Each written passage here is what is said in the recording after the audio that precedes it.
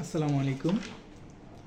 আলহামদুলিল্লাহ, আমরা সজীব ল হাউসে একটি সিএস পর্চার বিষয়ে একটু আলোচনা করব। কারণ আমাদের যে সারা বাংলাদেশে যেই সমস্যাগুলো হয়, সকল সমস্যার একটাই মূল থাকে যে জমি জমার সমস্যা।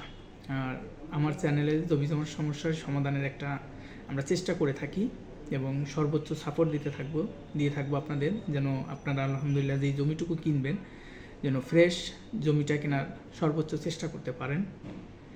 আজকে যে সিএস পর্চাটা আমরা নিয়ে আলোচনা করব, বাংলাদেশ না, এটা ব্রিটিশদের সময় পর্চা।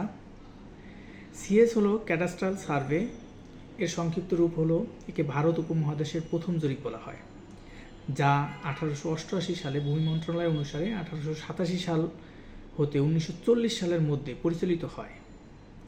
এই জরিপটি 1825 সালে বঙ্গীয় প্রজাতন্ত্র আইনের 10ম পরিচ্ছেদের অনুসারে সিলেট ও পার্বত্য জেলা ব্যতীত সারা দেশে পরিচালিত হয়। উক্ত জরিপের মাধ্যমে জমির বিস্তারিত জমি নকশা প্রস্তুত করা হয় এবং প্রত্যেক মালিকের জন্য আলাদা আলাদা নম্বরগুলো কমপ্লিট করে। এই রেকর্ডটা খুবই ভালো একটা রেকর্ড। এই রেকর্ডটা অনেক ভুল নাই, খুব ভালো, এই রেকর্ডটা ভালো। এবং এই রেকর্ডের পরবর্তী রেকর্ডটাই হয় হলো এসি রেকর্ড। তো আমরা এসি রেকর্ড নিয়ে আমরা পরে আলোচনা করব। আজকে আমরা সিএসটার বিষয়ে ইতিহাসটা বললাম, পাশাপাশি আপনি সিএস রেকর্ডটা কীভাবে চিনবেন। সিএস রেকর্ডের যে দুইটা পার্ট থাকে, দেখেন, এই একটা পার্ট জমিদারি পার্ট, এরপরে থাকতেছে আপনার দখলদারের পার্ট। দুইটা সাইডে দুইটা পার্ট থাকবে এবং অনেক সময় উপরে নিচে থাকতে পারে। এরপরে পিছনে কিন্তু দুইটা পার্ট, উপরে এবং নিচে।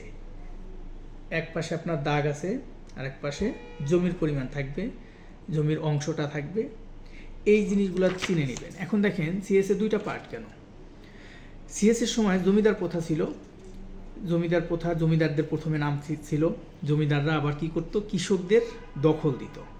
কৃষকরা জমিগুলা আপনার ফসল করে, এই ফসলগুলো আপনার বিক্রি করে হয়তো খাজনা দিত, অথবা বিভিন্ন রাজাকে বা বিভিন্ন যে জমির মালিক ছিল তাদেরকে ফসল দিত।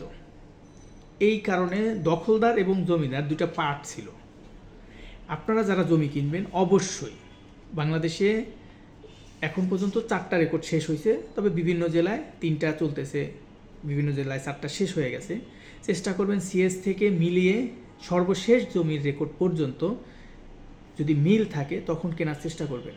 কারণ অনেকে মনে করেন যে খাজনা, নামজারি, ডিসিআর আছে, দলিল আছে, জমিটা ওকে না। ভাই, এই জমি আপনারা এক্সপার্ট দিয়ে দেখে, একজন ভালো মানের অ্যাডভোকেট দেখাবেন যারা সিভিল প্র্যাকটিস করে, তাদেরকে জমির কাগজগুলো দিবেন, হয়তো সে একটা অ্যামাউন্ট ফি নিলে আপনার উপকার হবে। কারণ সারা জীবন আপনার এই জমি নিয়ে টেনশন করতে হবে না। তাই আমরা মনে করব সিএস থেকে 1920 সাল থেকে আজকে পর্যন্ত মিলেয়া জমিটা কেনার চেষ্টা করবেন, তাহলে আপনি কখনোই মামলার সম্মুখীন হবেন না, আশা করছি।